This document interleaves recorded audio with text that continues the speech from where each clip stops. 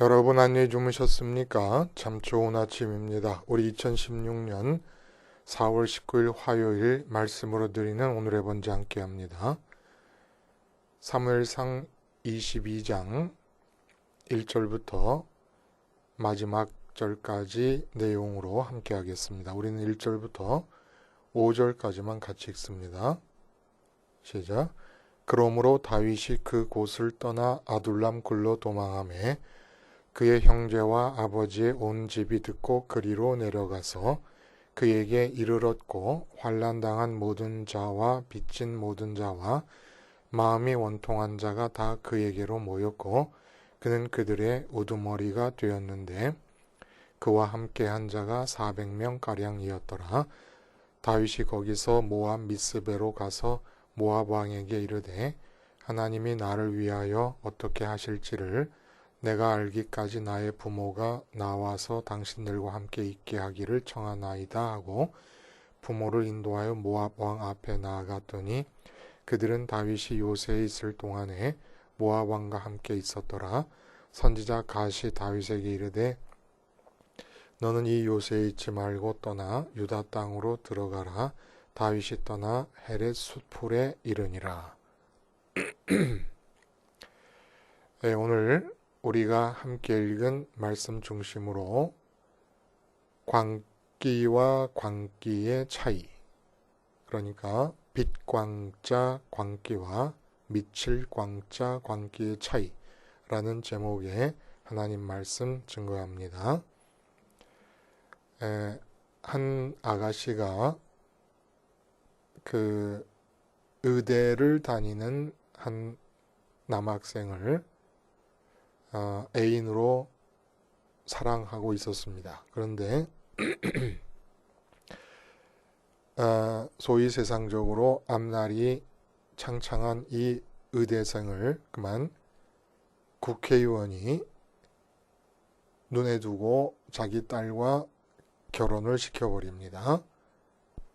그래서 이 아가씨가 국회의원의 딸 때문에 사랑하는 애인으로부터 버림받았다는 생각 때문에 정신착란을 일으켜서 자기 자신을 국회의원이고 대통령이라고 생각하게 됩니다. 이 아가씨 이름이 이광녀예요. 그리고 이 이광녀가 지금 머물고 있는 정신병원 의사가 있을 것 아닙니까? 근데 공교롭게도 이 아가씨를 버린 그 의대생이 정신과 의사가 되어서 이 정신병원으로 들어옵니다. 이거는 실화가 아니라 새벽이라고 하는 극단의 신입 단원들의 워크숍 공연이에요. 이 연극의 제목이 도라이 또라이, 그리고 부제가 미친 사람들의 미치지 않은 이야기라고 달려 있습니다. 이 말씀드렸던 이광녀, 이 이름이 바로 주인공의 이름입니다. 근데 미친 사람들의 미치지 않은 이야기, 참 여러 가지로 다중적으로 해석이 될 수 있는 그런 부제를 달고 있어요. 무슨 얘기겠습니까? 미친 사람들, 이광녀가 자기가 국회의원이라고 생각하는 것, 대통령이라고 생각하고, 그리고 또 그의 맞장구 쳐주는 이 정신요양원의 18년 베테랑 환자가 있는데 장성녀라고 하는 정신병자입니다. 이 장성녀가 이광녀에게 아주 장단을 맞춰주면서 온갖 정말 그야말로 미친 짓을 다 하게 된다는 그런 얘기가 나온다 그래요. 근데 이런 미친 사람들의 이야기가 미치지 않은 이야기다. 무슨 얘기겠습니까? 우리 정상이라고 알고 살고 있는 우리 세상 사람들의 일상적인 삶, 이게 사실은 미친 것일 수도 있다라는 얘기를 해주는 거예요. 미친 사람들의 우리 미치지 않고 있다고 생각하지 않습니까? 근데 미친 사람들의 모습을 띠고 연극을 하는 그것이 우리가 사는 모습이다 라고 얘기할 수도 있고, 또 어떤 식으로 가능하냐? 미친 사람 치고 자기 자신이 자기를 향하여 미쳤다고 판단하는 사람은 아무도 없습니다. 다 자기 안에서는 정상인 거예요. 그렇다고 볼 때 미쳤음의 특징이 나타나잖아요. 절대 미친 당사자 안에서는 미쳤다는 판단이 주어지지 않습니다. 언제나 미쳤다는 얘기는 타인을 향해서만 가질 수 있는 판단이에요. 그러니까 지금 내가 나를 볼 때 아무리 정상이라고 생각해도 어떤 다른 시선에는 미친 것으로 보일 수가 있다는 얘기예요. 이럴 때 정상이라는 내 판단이 진짜 정상입니까? 나를 미쳤다고 보는 판단이 정상입니까? 이렇게 따지다가는 정말 미쳐버릴 것 같아요. 그렇죠? 그래서 미친 자들의 미치지 않은 이야기는 내가 볼 때는 미친 사람인데 그 사람 속에 들어가 보면 자기는 완전히 100% 정상인 상태에서 행동하고 말하고 있다고 믿는다는 거예요. 이렇게 볼 때 소신이라는 게 문제가 될 것 같아요. 소신. 그냥 나는 옳다고 생각하는 건데 저 사람이 볼 때는 미친 거예요. 그러면 소신이란 뭐냐? 진정한 소신이 되려면 타인이 나를 미친 사람으로 볼 것을 알면서도 자기 안에서 결정한 길을 자기만의 이유를 가지고 걸어가는 것. 이게 소신일 것입니다. 다른 사람도 나를 정상으로 봐주기를 바란다 그러는 것은 이건 진짜 미친 거죠. 소신이 아니라. 근데 내가 이렇게 행동하고 나는 분명히 내 안에서 타당한 이유가 있기 때문에 이렇게 행동을 하고 이렇게 말을 합니다. 근데 이 행동과 말이 다른 사람들에게는 미친 것으로 보일 수 있다는 것을 알아요. 이게 미치지 않은 거죠. 근데 그리고 그 행동을 합니다. 미쳤다고 보여질 것을 알면서. 근데 내가 하는 행동과 말이 정상일 수밖에 없는데 왜 못 받아들이냐고 막 아우성을 치잖아요. 이거는 이제 소신이라기보다는 자기 안에 갇혀 있는 미침이라고 볼 수도 있겠습니다. 참된 신앙인의 모습은 여러분 어떨까요? 미친 사람으로 보여야 정상이고 미친 사람으로 보일 것을 알아야 정상입니다. 내가 믿지 않는 사람들의 눈에 미친 사람으로 보일 것이 분명하다는 것을 아는 거예요. 근데 믿지 않는 사람들이 또 내 눈에 미친 사람으로 보여야 합니다. 믿지 않는 사람이 나를 볼 때 정상인으로 보고 있고 내가 믿지 않는 사람을 볼 때 정상으로 보인다는 것은 신앙이 없다는 거지요. 이런 미침의 사회학적인 의미가 있다는 거예요. 어떤 의미가 있는 겁니까? 이 미친다는 거는 어떤 한 인간 사회가 있으면 그 인간 사회 안에서 그냥 그 인간 사회로 국한되는 거예요. 그 인간 사회 안에서 상식으로 여겨지는 선을 벗어나는 말과 행동을 하는 거예요. 그냥 그 인간 사회를 유지해주고 지탱해주는 상식과 어떤 논리와 관습이 있을 거 아닙니까? 근데 그것을 벗어나서 행동을 하는 게 미친 거예요. 근데 미쳤다는 판단은 그 사회 영역에 제한되는 겁니다. 그 사회를 벗어나 다른 사회로 가버리면 이 사람은 미친 사람이 아닐 수도 있는 거지요. 굉장히 지극히 상대적이죠. 그러니까 미침에는 어떤 사회학적 측면이 있느냐 하면은 반드시 그 사회로부터 그 사람을 격리시킵니다. 그 사회 내에서 발붙이고 살 수 없게 만들어 버립니다. 이게 바로 미쳤다고 하는 것에 따르는 사회학적인 의미라는 거예요. 한 사회 구성원이 될 수가 없다는 겁니다. 그래서 쉽게 지워지지 않는 인상을 남긴 본문이에요. 어떤 본문? 지난 본문이 다윗이 블레셋 왕 아기스 앞에서 생명의 위협을 느끼게 되면서 미친 척하고 그래서 대문짝에 끄적거리고 침을 수염에 질질 흘리는 그런 미치광이 노릇을 하게 됩니다. 그래서 그 앞에서 나오게 돼요. 근데 이렇게 수치스러운 모습을 자기 스스로 연출하고 겨우 목숨을 구해내는 비참한 모습이 현실인 것 같은데, 이 상황의 특성인 것 같은데, 수치스러움이. 근데 여기서 쫓겨나서 부른 시편의 노래를 보면은 뭐라고 얘기하냐면은, 주를 앙망하는 그들은 광채를 내었으니 그들의 얼굴은 부끄럽지 아니하리로다, 이렇게 얘기합니다. 그러니까 미친 척한 그 행동을 빛광자 광기로 연결을 시킵니다. 이게 특이하다. 미친 척 한다는 할 수밖에 없다는 얘기는 뭡니까? 어떤 사회 속에서도, 사울이 통치하는 사회도, 블레셋 왕이 통치하는 사회 속에서도 다윗이 존재할 수 있는 거점을 확보하지 못한다는 얘기예요. 이게 바로 다윗의 미친 행동의 상징적 의미라는 겁니다. 어디서도 기존의 인간 사회에서 그들과 상식과 논리를 공유하면서 같이 살 수 있는 거점을 확보할 수가 없는 자가 되었다는 것을 상징한다는 거예요. 근데 그렇게 된 것을 이 땅에서 어떤 인간 사회 속에서도 거점 확보가 불가능하게 된 상태를 다윗은 얼굴에서 빛이 나는 것으로 연결을 시킵니다. 빛광자 광기로 연결을 시킨다는 거예요. 이것이 바로 하늘의 빛이 내 안으로 들어오고 있는 상태를 뜻한다는 거지요.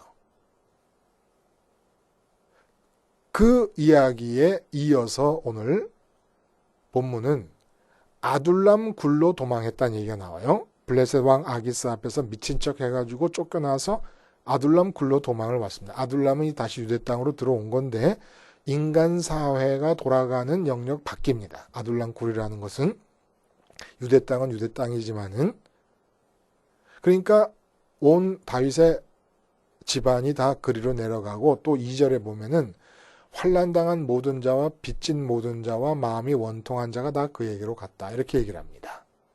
이것이 뜻하는 바가 뭐예요? 환난당한 자와 빚진 자와 마음이 원통한 자. 어디서? 사울이 통치하는 인간 세상으로부터 환난당하고 빚지고 마음이 원통한 자라는 얘기입니다. 근데 율법대로 하면은 이스라엘에서는 빚진 자가 그 사회를 피해 도망갈 이유가 없어요. 희년이 되면 다 빚이 청산되고 땅이 다 돌아오고 하기 때문에.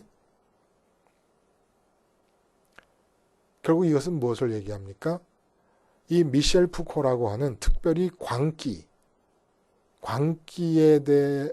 진정한 의미를 추구하기에 힘을 쏟았던 프랑스 철학자 미셸 푸코에 의하면은, 이 광기라고 하는 게 고전주의 시대 때는 광인들이 불황자나 빈민이나 범죄자와 동일 취급을 받았다는 거예요.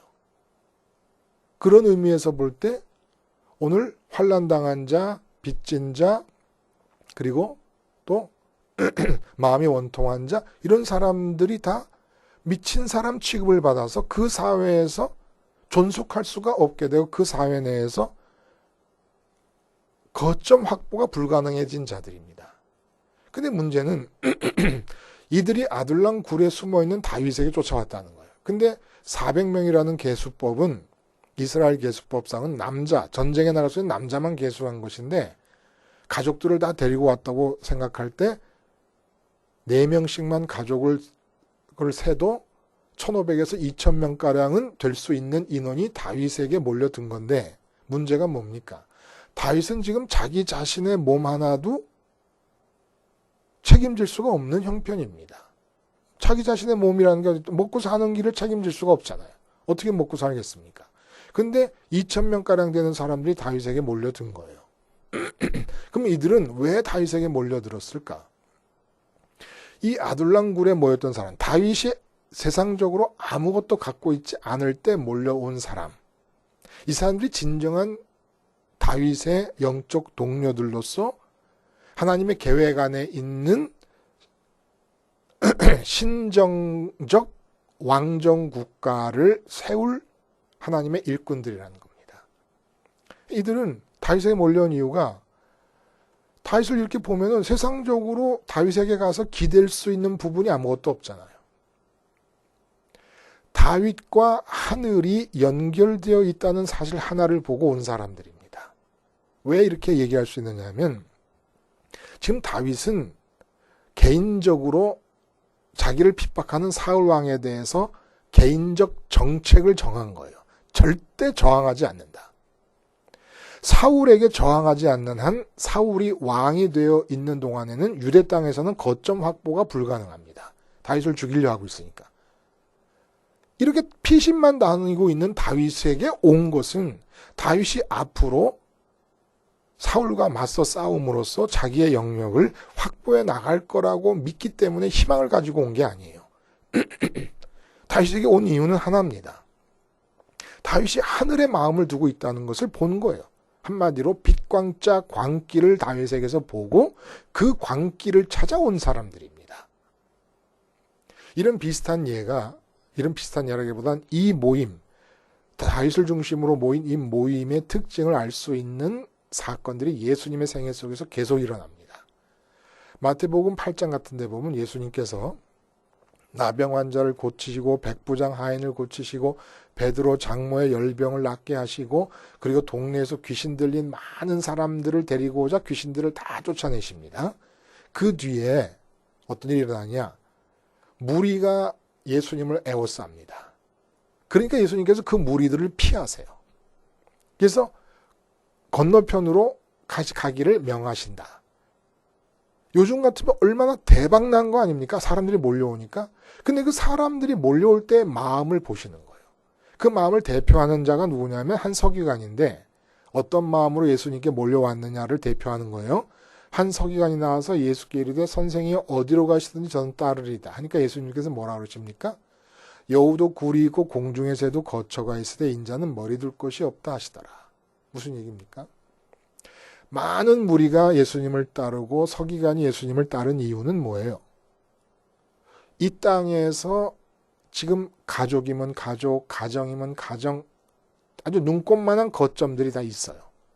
근데 예수님이 하시는 행동을 보니까 막 병자들 고치고 귀신을 쫓아내고 하는 걸 보니까 그 옛날에 자기의 거점을 확산할 수 있는, 확대할 수 있는 가능성이 막 샘솟는 것처럼 보인 겁니다. 이 땅에서의 자기 지경을 넓힐 수 있는 가능성이 예수님에게 있는 거로 본 거예요. 그래서 서기관이라는 자들은 누구냐면 유명한 랍비에 줄 서는 사람들이거든요. 그래서 자기의 랍비가 어떤 스승으로 추대받느냐에 따라서 자기의 인생의 출세 가도가 결정이 되는 겁니다. 그러니까 예수님께 나와서 하겠다는 거예요. 쫓아가겠다는 거예요. 그러니까 예수님이 하신 말씀이 그 서기관의 마음을 읽고 네가 지금 이 땅에서 너의 거점의 확산을 위하여 나를 쫓아오겠다고 하는구나. 이 땅에서 너의 운신의 폭을 넓히기 위해서 나를 쫓아오겠다고 하는구나. 근데 아냐?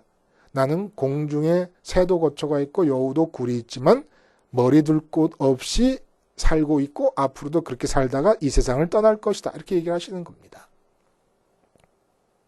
근데 그렇게 하신 말씀 바로 뒤에 어떤 일이 일어나냐면은 풍랑 만난 배에서 잠을 주무시는 일이 나타나는 거예요.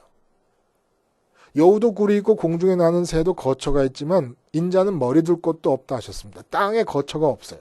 근데 땅에서 일어나는 풍랑 속에서 깊은 잠을 주무십니다. 진정한 거처가 어디냐는 거예요. 바로 하늘빛 광자의 광기가 빛의 기운이 예수님을 감싸고 있는 겁니다.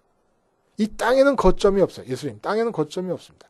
이런 얘기를 수없이 하세요. 예수님께서 반복해서. 누가복음 14장에도 수많은 무리가 함께 갈새 예수께서 돌이키시며 이르시되 무릇 내게 오는 자가 자기 부모와 처자와 형제와 자매와 더욱이 자 목숨까지 미워하지 않으면 능히 내 제자가 되지 못하고 라고 말씀하십니다. 무슨 얘기예요? 내 부모와 처자, 형제 다 이 세상의 거점이에요. 이 거점으로부터 시작된 내 생애의 운신의 폭을 넓히고 지경을 넓히기 위해서 예수님을 쫓아오는데 아니다. 이 세상에서 잘 되려고 쫓아온다는 건 아니다. 그 오병이어의 기적 뒤에 사람들이 임금 사무를 잡으려고 예수님께 몰려들었을 때도 예수님께서 어떻게 하십니까? 그들이 와서 자기를 억지로 붙들어 임금으로 삼으려는 줄 아시고 다시 혼자 산으로 떠나가시니라. 철저하게 막으십니다. 뭘 막으세요? 예수님을 통해서, 신앙을 통해서 하나님의 이름을 붙잡고 이 세상에서 땅의 거점을 넓히려고 하는 의도를 철저하게 막으십니다. 이것이 뜻하는 바가 뭐기 때문에 그렇게 철저하게 막으시는 걸까요? 그것이 바로 우리가 읽지 않은 오늘 본문에서 사울의 이야기 속에서 나온다는 거예요. 읽지 않은 부분에는 무슨 얘기가 나오냐면 다윗이 제일 처음에 도망간 곳이 그 제사장에게로 갔어요. 놉이라는 땅에 있는 제사장. 거기서 떡을 먹고 골리앗이 쓰던 칼을 받습니다. 근데 이것을 사울의 목자장인 도액이라는 사람이 그걸 보고 있다가 다윗이 아둘람 굴에 있고 사람들이 모이게 되자 소문이 나면서 다윗의 등장을 알게 된 사울이 이 제사장이 도왔다는 얘기를 듣고 놉당으로 와서 그 다윗에게 떡을 주고 칼을 줬던 제사장과 그 외에 85명의 제사장 모두를 죽이고 그 제사장들의 가족을 다 몰살시켜버립니다. 이 사건이 뜻하는 바가 뭡니까? 제사장이라고 하는 존재는 상징적인 의미가 있어요. 이 땅에 사는 자들을 하늘에 계신 하나님과 연결시키는 고리 역할을 하는 존재들입니다. 사울의 이 특별한 행동, 제사장들 85명을 죽이는 이 특별한 행동은 사울의 특별한 행동으로만 기록된 것이 아니라 보편적인 영적 원칙을 얘기해주고 있는 겁니다. 어떤 원칙을 얘기해 주는 겁니까? 사울이 지금 왜 다윗을 죽이려고 했고 다윗을 죽이려는 제사장들을 다 죽인 겁니까? 다윗으로 인해서 일어난 첫 번째 대학살이에요. 근데 제사장을 죽였다는 얘기가 기록되어 있는 겁니다. 이 뜻하는 바가 뭐예요?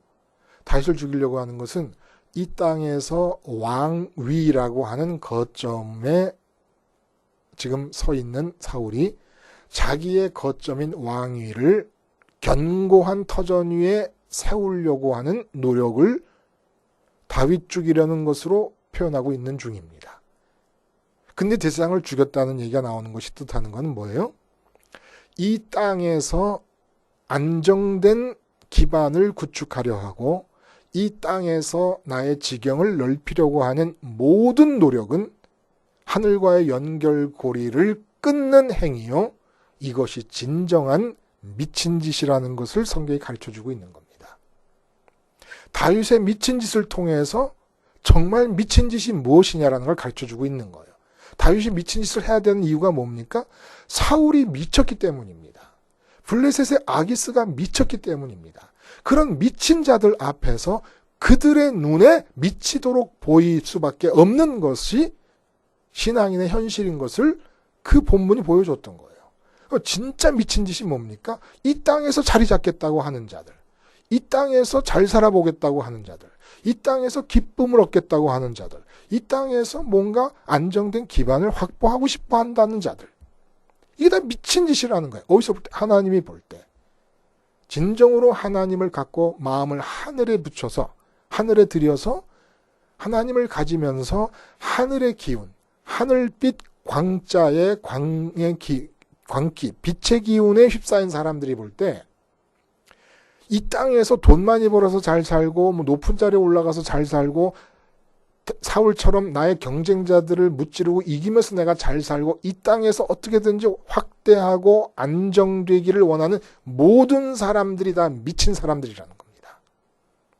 그게 미친 생각이고 미친 행동이라는 거예요. 풍랑 만난 배 위에서 모든 제자들이 들끓을 때 풍랑 만났다고 들끓는 그들이 미친 사람이라는 겁니다. 풍랑 만남 속에서 깊은 잠을 잘 수 있는 이 예수님이 정상이라는 거예요. 왜? 땅에 살지만 마음을 하늘에 하나님께 두고 있으니까. 그 하나님의 빛의 기운에 휩싸여 있기 때문에 풍랑은 두 번째 환경이 되는 겁니다. 근데 풍랑을 첫 번째 환경으로 받아들여서 반응하는 것, 이게 진짜 미칠 광자의 광기를 부리고 있다는 거예요.